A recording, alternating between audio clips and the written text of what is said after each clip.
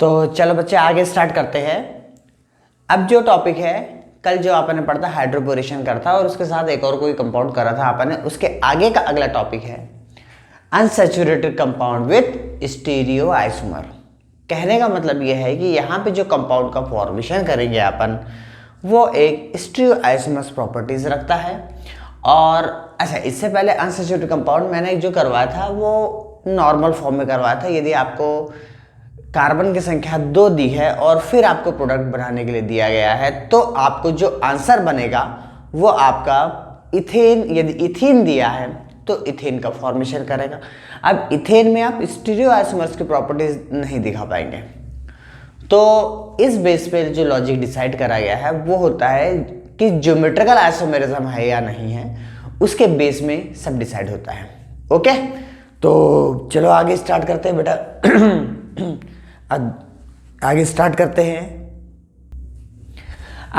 करते हैं unsaturated compound with stereo isomers. अब ये कंपाउंड इसके देखते हैं। फर्स्ट जो प्रिपरेशन है यहाँ पर आज जो अपन पढ़ रहे हैं उसमें फर्स्ट प्रिपरेशन जो है उसमें unsaturated compound with stereo isomers. बेटा इसको पढ़ने से पहले इसके आंसर्स, करेक्ट आंसर आइडेंटिफाई करने के लिए एक प्रोसेस होता है या एक रूल होता है, वो रूल बोल सकते हैं, जिसे बोलते हैं कैट रूल। ठीक है, कैट रूल का मतलब ये है कि यहाँ पर आप इसकी ज्योमेट्री को रिप्रेजेंट करेंगे। ज्योमेट्री का मतलब इसमें ज्योमेट्रिकल आइसोमेरिज्म जो दिखेंगे, इसमें आप देखते हैं कि कंपाउंड यदि आपको सिस दिया गया है या फिर ट्रांस दिया गया है, उसके बेस पर डिसाइड होगा कि कंपाउंड का प्रोडक्ट क्या बनेगा। यहां पर ए से मतलब यह है कि यहां पर या तो एडिशन जो है वो एंटी एडिशन होगा, एंटी, या फिर सिन एडिशन होगा, और उसी के बेस में डिसाइड होगा कि कंपाउंड थ्रियो या फिर एरिथ्रो प्रोडक्ट बनाता है।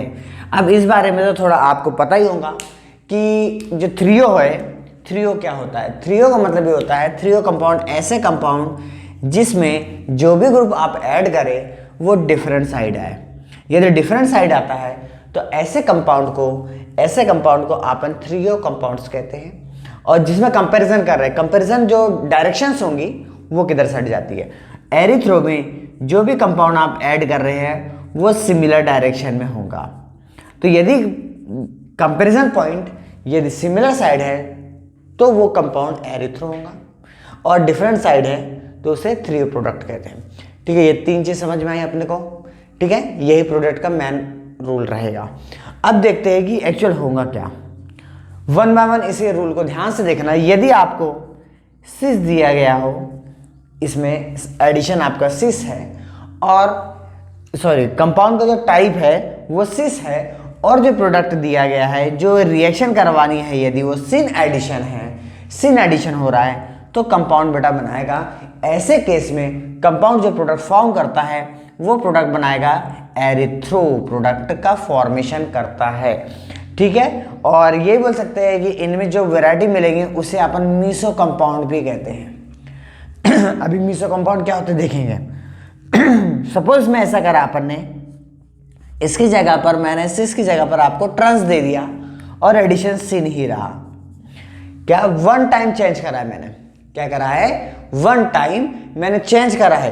तो यदि आप चेंज करेंगे तो इसका रिवर्स बन जाएगा, इसका रिवर्स पैटर्न बनता है। इसका रिवर्स पैटर्न में क्या जाएगा, यदि ये थ्रियो है तो इसका उल्टा क्या बनाएगा, थ्रियो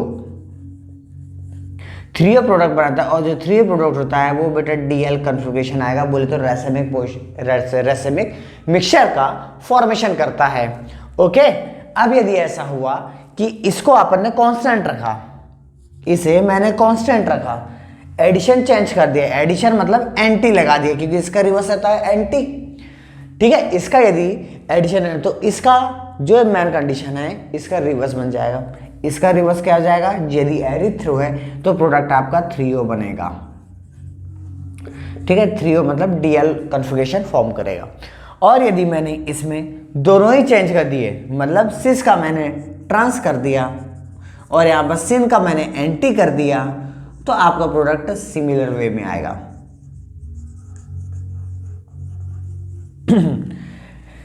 समझ में आ रहा है?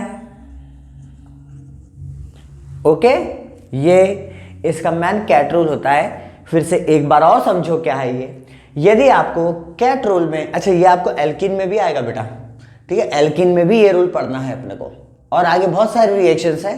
कुल मिला के यदि एडिशन चेंज होते रहता है तो अच्छा ये सिन और ये कैसा जाएगा, जैसे H2 का एडिशन जो है, एडिशन ऑफ हाइड्रोजन का, तो ये सिन एडिशन होता है। क्लोरीनेशन या हेलोजनेशन का जो एडिशन है वो एंटी होता है, ठीक है, वो अपन देखेंगे, अपन जब आगे क्लियर करेंगे तो। देखिए अब इसके बाद ये मैंने आपको एग्जांपल बता दिया। अब इसका एक एग्जांपल समझते हैं कि जैसे मैंने आपको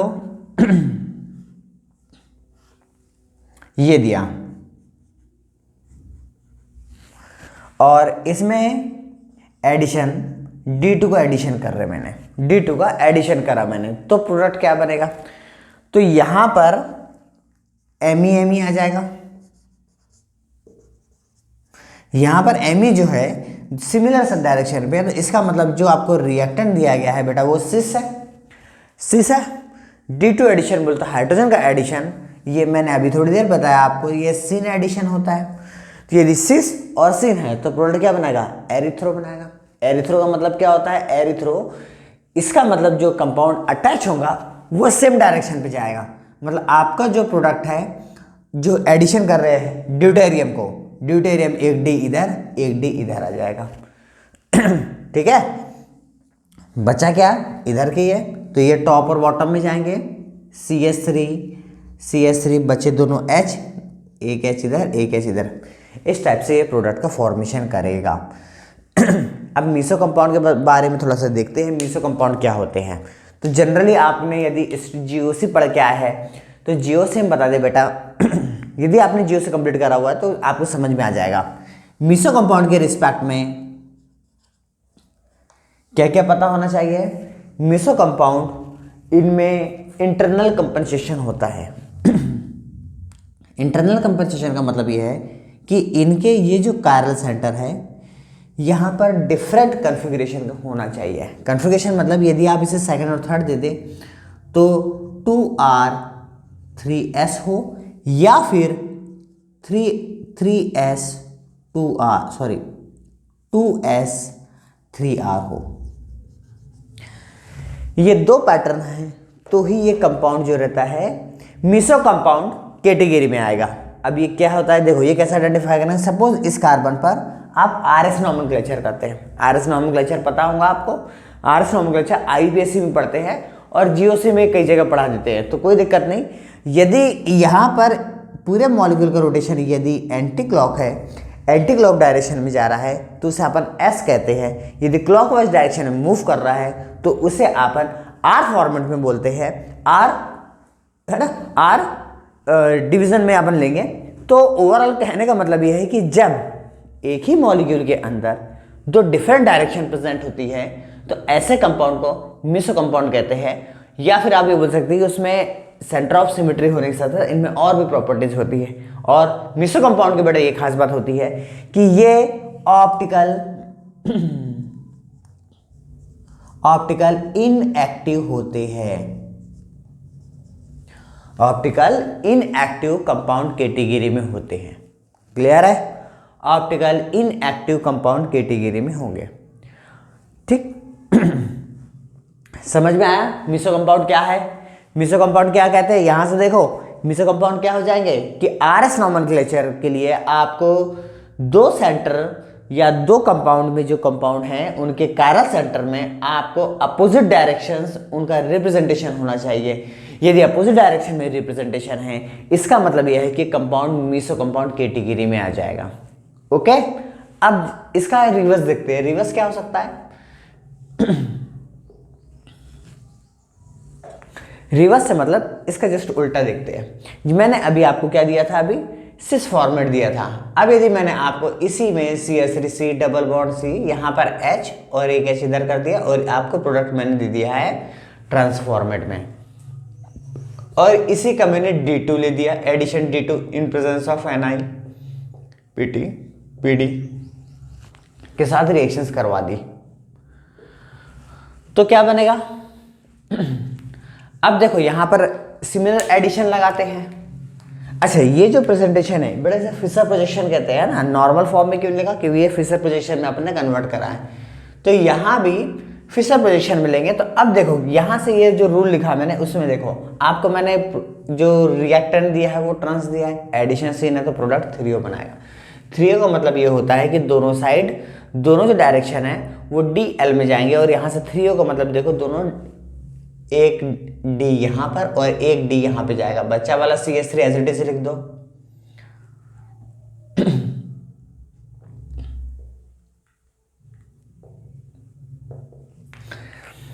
अच्छा, यहाँ पे आपको जैसे ये है दिया है, तो बट इसकी मिरर इमेज भी बन सकती है, इनैशोमर्स का भी फॉर्मेशन हो सकता है। यदि आपको इसमें इनैशोमर्स और डायस्ट्रोमर्स की प्रॉपर्टीज ऐड करना है तो भी यहाँ से इजीली हो जाएंगी। ठीक है, ये जैसे एक डायरेक्शन ये मैंने ऐड करा है, तो देखो यहाँ पर एक, जब आप इसका कंपाउंड बनाएंगे तो इसका एक रिवर्स फॉर्म भी बन सकता है। रिवर्स फॉर्म का मतलब ये है कि यहाँ पर एक D इधर आ जाएगा, जो अभी है वो D इधर रिवर्स हो जाएगा।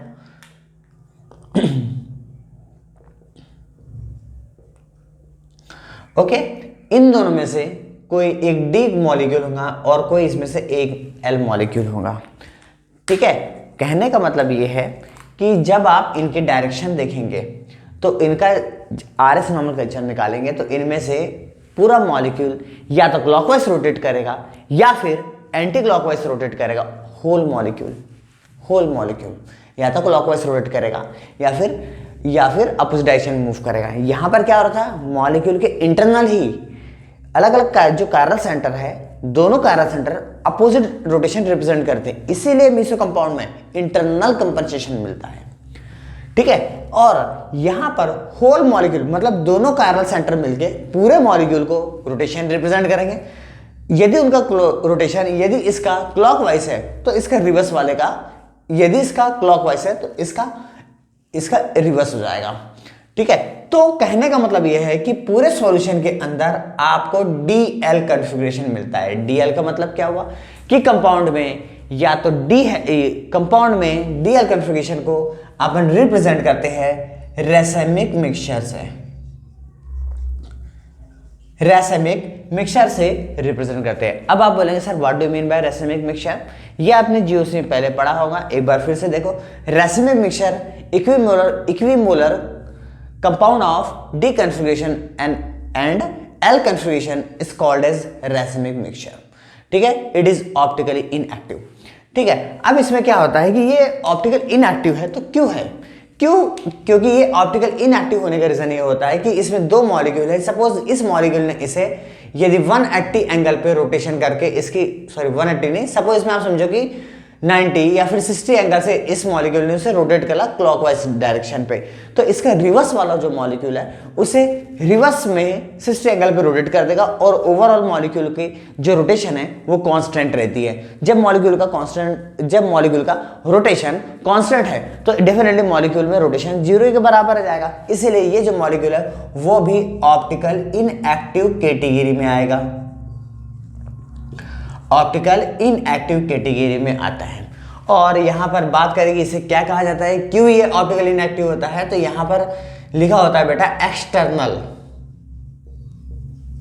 एक्सटर्नल कंपनसेशन मिलेगा, और यहां पर इसके इनएक्टिव होने का रीजन ये होता है इंटरनल। ओके, ये वर्ड समझ में आना चाहिए और ये थ्योरी भी समझ में आनी चाहिए।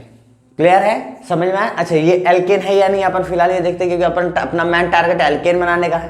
देखो इसमें कोई भी डबल बॉन्ड नहीं है, सभी जगह डी कंपाउंड अवेलेबल है, तो आप इनका नाम भी आईपी से बनाएंगे तो आपको सिंपल नाम बन जाएगा 2,3 डाई करके डाई ड्यूटेरियम, फिर उसके बाद पूरा कंपाउंड ब्यूटेन कह सकते हैं। तो कंपाउंड ये एल्केन कैटेगरी में है। जब ये एल्केन कैटेगरी में है इसका मतलब कि ये कंपाउंड, इसमें आपको प्रिपरेशन में आपको इसे पढ़ना पड़ेगा। ओके, तो ये इसकी बेसिक थ्योरी थी। आगे बढ़ते हैं, देखते हैं इसकी बेसिक थ्योरी में और क्या क्या हो सकता है। देखो समय के साथ लिखते जाना बेटा, समय के साथ लिखते जाना, कंटिन्यू में वीडियो पॉज करके आगे बढ़ते जाना और लिखते जाना। ओके, चलो आगे बढ़ते हैं बेटा नेक्स्ट।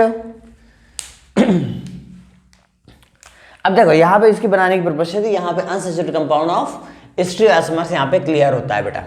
ठीक है, अब आगे बढ़ते हैं नेक्स्ट फिजिकल प्रॉपर्टीज। इसकी प्रिपरेशन जितने फिजिकल, इसकी जितने भी एल्केन बनाने की जो प्रोसेस थी आपने सभी लगभग देख चुके हैं। ठीक है, अब आगे बढ़ते हैं, इसमें one by one physical properties लिखिए। अच्छा, फिजिकल प्रॉपर्टीज में प्रीवियस ईयर का एक क्वेश्चन है ऑलरेडी। ठीक है, फिजिकल में इसमें जहां से क्वेश्चन आया है बेटा, बॉइलिंग पॉइंट से क्वेश्चन आया हुआ है, आपको याद रखना पड़ेगा। ओके, चलो आगे बढ़ते हैं। सबसे पहला है फिजिकल स्टेट। फिजिकल प्रॉपर्टीज में फर्स्ट पॉइंट है फिजिकल स्टेट।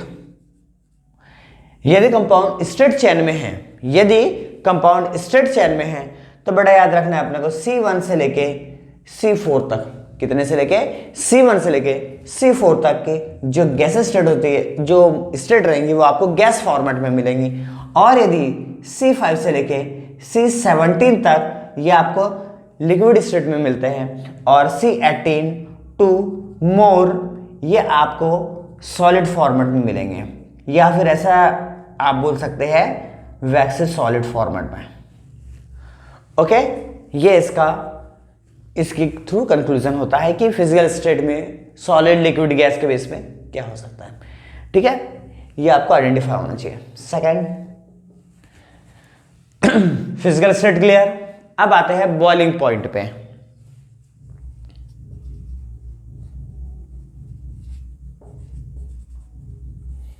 बॉइलिंग पॉइंट, अब बॉइलिंग पॉइंट के रिस्पेक्ट में क्या कहानी हो सकती है, तो याद रखना है आपको। इसमें क्या याद रखना पड़ेगा अपने को बॉइलिंग पॉइंट के रिस्पेक्ट में, कि यदि बॉइलिंग पॉइंट आपको मैक्सिमम चाहिए तो मॉलिक्यूलर मास मैक्सिमम हो। क्या, यदि मॉलिक्यूलर मास आपको बॉइलिंग पॉइंट ज्यादा चाहिए तो मॉलिक्यूलर मास मैक्सिमम हो, या फिर अच्छा नेक्स्ट टाइप बॉइलिंग पॉइंट इनमें से भी होता है ब्रांचिंग के। जितना ज्यादा सरफेस एरिया रहेगा उसका बॉइलिंग पॉइंट उतना ज्यादा रहेगा, लेकिन ब्रांचिंग बढ़ती है तो सरफेस एरिया कंज्यूम होता है, मॉलिक्यूल छोटा होता है, जिसकी वजह से सरफेस एरिया कम होगा, बॉइलिंग पॉइंट में फर्क आता है। ठीक है, तो इसका मतलब ये हुआ है कि यदि ब्रांचिंग बढ़ेगी, यदि ब्रांचिंग डिक्रीज होती है तो बॉइलिंग पॉइंट बढ़ेगा। ओके, तो ये बॉइलिंग पॉइंट के रिस्पेक्ट में दो फैक्टर है, और ये आ जाएगा तो लगभग आपसे सभी टाइप के, यदि इससे क्वेश्चन आते हैं तो बिल्कुल बनेंगे आपसे। क्लियर है, एक दो एग्जांपल देखते हैं कि जैसे एग्जांपल ऐड करते हैं CH4 CH4 CH3 CH2 CH2 CH3 CH3 CH2 CH3 and last CH3 CH3। ये मैंने चार लिखे हैं, इन्हें मैंने नाम दिया, सॉरी CH3 नहीं, इसे CH4 करेगा। ओके, अब इसे मैंने नाम देते हैं A B C D। अभी चार ABCD का दिया है मैंने। अब आपको बेटा डिसाइड करना है इसमें बॉइलिंग पॉइंट के बेस पे इनके क्या ऑर्डर बनाए जा सकते हैं। क्लियर है, बना के देखो क्या आंसर आता है बेटा इसका। देखो मॉलिक्यूलर मास निकालो। मॉलिक्यूलर मास, फिलहाल ये जो क्वेश्चन है इसमें ज़्यादा अपने को दिमाग नहीं लगाना, क्योंकि नंबर ऑफ कार्बन की संख्या आप कैलकुलेट करते जाओ। नंबर ऑफ कार्बन, इसके पास नंबर ऑफ कार्बन 1 है, इसके पास अपने पास 4 है, इसके पास 3 है, इसके पास 2 है, और अपन ने क्या कहा, जिसका मॉलिक्यूलर मास जितने ज़्यादा तो डेफिनेटली 4 कार्बन का सबसे ज़्यादा रहेगा। फिर उसके बाद 3, फिर उसके बाद 2, फिर उसके बाद 1। तो ऑर्डर के हिसाब से क्या आया अपने पास कि ए का सबसे ज़्यादा रहेगा, फिर उसके बाद ए के बाद बी, सॉरी 4 नंबर कार्बन का ना, 4 नंबर का कार्बन के लिए बी है सबसे ज़्यादा बी, फिर उसके बाद 3rd नंबर कार्बन के लिए अपने पास सी है, फिर उसके बाद 2 नंबर कार्बन के लिए अपने पास डी है, फिर उसके बाद ए है। तो ये इसका ऑर्डर बन जाएगा। इस टाइप के क्वेश्चन आ सकते हैं। यदि आपको बेटा आइसोमेरिक रिलेशन दिया जाए तब आपको याद रखना है जिसका मिनिमम ब्रांचिंग हो, क्योंकि आइसोमेरिक रिलेशन में मॉलिक्यूलर मास सभी का सेम ही आएगा, तो उसको आप अवॉइड करें। ये वाला रूल पहले देखो, यदि आपको ऐसा एग्जाम्पल दिया जाए या ऐसे क्वेश्चन पूछे गए हैं जहां पर एक से ज़्यादा है, एक से ज़्यादा मतलब कि एक से ज़्यादा ऑप्शन दिए गए हैं, एक 1986 के आसपास एक 1 मार्क ले, क्वेश्चन आया हो तो वहाँ पे ऐसा क्वेश्चन था उसमें कि मॉलिक्यूलर मास में जो कंपाउंड पूछा गया था 5 थे और उनमें से एक हेक्सेन था। ठीक है, तो उसमें आपको सबसे पहले तो इन दोनों में पहले रूल ये वाला लगाना है। यदि चारों में यदि ये रूल फेल हो गया, ये कब फेल होगा? आइसोमेरिक रिलेशन में फेल हो जाएगा ये। यदि आइसोमेरिक रिलेशन फेल हो रहा है तो फिर आपको नीचे जाना है ब्रांचिंग वाले में। ब्रांचिंग डेफिनेटली डिफरेंट होंगे। यदि ब्रांचिंग डिफरेंट है तो पहले आप क्या करोगे इसके साथ। अच्छा, यदि आपको 3 ऑप्शंस में ब्रांचिंग दी है या आइसोमेरिक रिलेशन है और एक में नहीं है तो डेफिनेटली फिर आप मॉलिक्यूलर मास में जाओगे। ठीक है, समझ आया ये पॉइंट? ठीक है, ये इंपॉर्टेंट फैक्टर है, याद रखना है, इसे आप इंपॉर्टेंट करना, स्टार लगाना, आगे आपको बहुत जरूरत पड़ने वाली है इसकी। इस पे एक PYQ क्वेश्चन है, एडवांस का है, वो अपन करवाएंगे। ठीक, चलो बेटा आगे बढ़ते हैं नेक्स्ट पॉइंट पे। बॉइलिंग पॉइंट हो गया, इसके बाद नेक्स्ट आते हैं मेल्टिंग पॉइंट पे।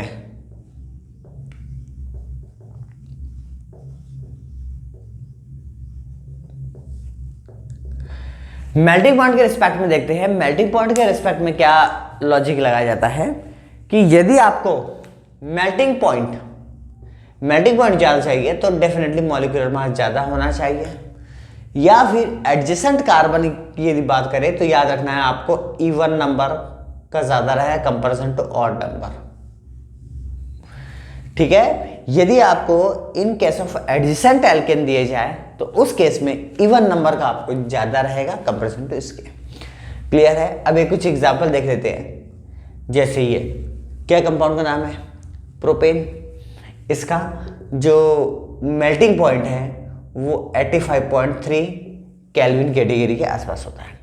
अब देखो, यदि मैं इसी में आगे बढ़ता हूं, 5, क्या नाम है इसका? 5 कार्बन के लिए बनाएंगे तो क्या बनेगा इसका?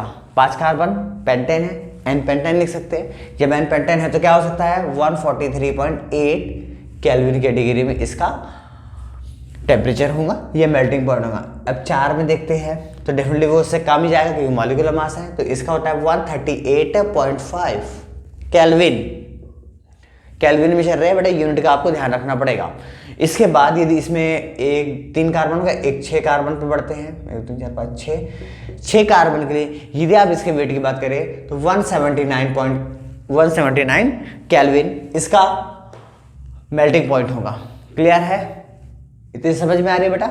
ठीक है, चलो आगे बढ़ते हैं। ये बॉइलिंग पॉइंट भी हो गया, यहां भी हो गया। आगे बढ़ते हैं सॉलिबिलिटी। सॉलिबिलिटी के रिस्पेक्ट में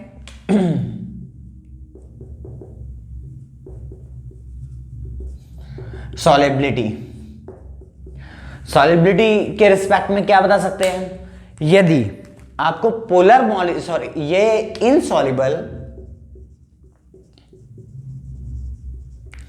इन पोलर सॉल्वेंट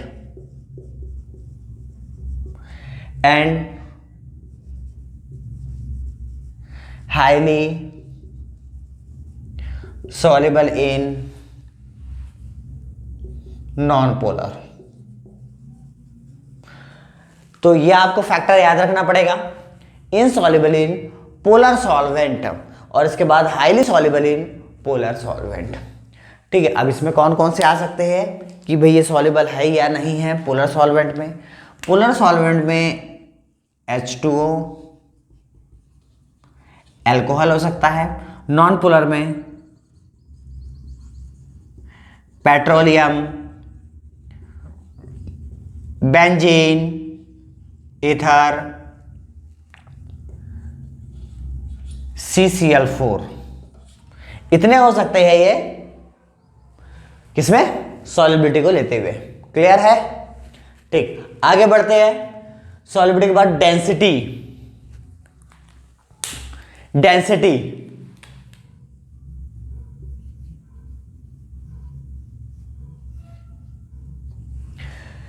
डेंसिटी के रिस्पेक्ट में सबसे पहले तो याद रखो कि यदि मॉलिक्यूलर मास बढ़ेगा तो डेंसिटी बढ़ती है, तभी जाके उसकी विस्कोसिटी इसके हिसाब से चेंज होता है।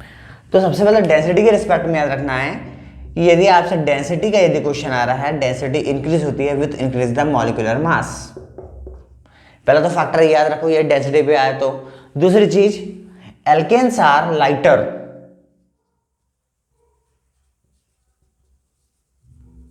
Are lighter than water. हालांकि सभी एल्केन जो रहते हैं वाटर से हल्के ही होते हैं, तो आपको याद रखना पड़ेगा डेंसिटी के रिस्पेक्ट में ये वाला फंडा याद रखना पड़ेगा। ओके, अब बात करते हैं रिएक्टिविटी की। रिएक्टिविटी का आप क्या बता सकते हैं भैया? रिएक्टिविटी के रिस्पेक्ट में रिएक्टिविटी पाई बॉन्ड का जो क्लाउड है उस पर डिपेंड करता है। तो किसके पास पाई इलेक्ट्रॉन क्लाउड सबसे ज्यादा होता है? यदि आप ओवरऑल की बात कर रहा हूं मैं, है ना, जैसे मैंने एल्केन, एल्कीन, अल्काइन लिया, हाइड्रोकार्बन जनरल की बात कर रहे हैं, तो आपको पता ही है alkane have single bond, alkene have double bond, its have triple bond. Due to इस triple bond form by on the base of pi electron cloud.